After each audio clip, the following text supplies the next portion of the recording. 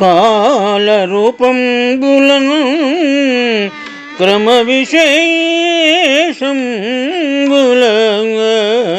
నలగు గుణాశ్రయుండైన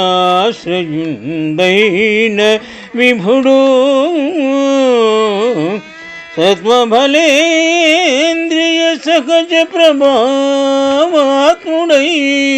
వినోదంబునకిల జగమున్ కల్పించు రక్షించు ఖండించు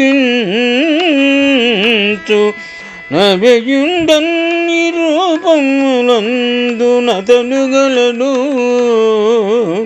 చిత్తంబు సమముగా జేయుము మార్గంబును దప్పి వర్తించు చిత్తంబు కంటే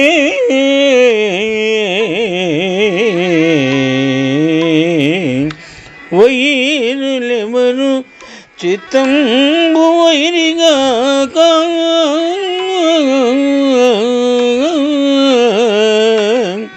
చిత్తమును నీకు వశముగా చేయవయ్యా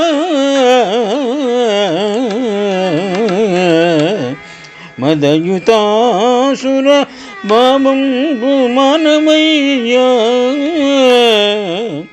ఎయ్యని మ్రోల మేలాడరయ్య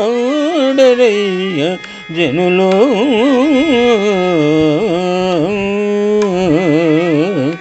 పోతన మహాభాగవతం సప్తమ స్కంధము నుండి ఈ పద్యము గ్రహింపబడినది.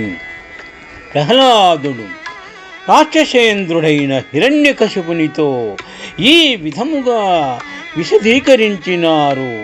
మహాత్మా, తండ్రి జనార్దనుడు జగత్పతి కాలానుగుణంగా వివిధ రూపాలలో వివిధ పద్ధతులలో ఆ విరాట్మూర్తి విరాజిల్లుతుంటాడు. ఆ శౌరి సుగుణాలకు ఆశ్రయ కారణమైన వాడు. ధర్మ మార్గం నుంచి తప్పిన మనస్సు కంటే శత్రువు మరి ఎవరు? మనస్సును విరోధము చేసుకొనక వశము చేసుకో, అంతేగాని చిత్తానికి నీవు చిత్తమని దాస్యము చెయ్యకూడదు. మథోన్మత్తమైన రాక్షస భావాన్ని విడచిపెట్టు. నీకు ఎవరు నీ ఎదుట హితము పలుకుటలేదు.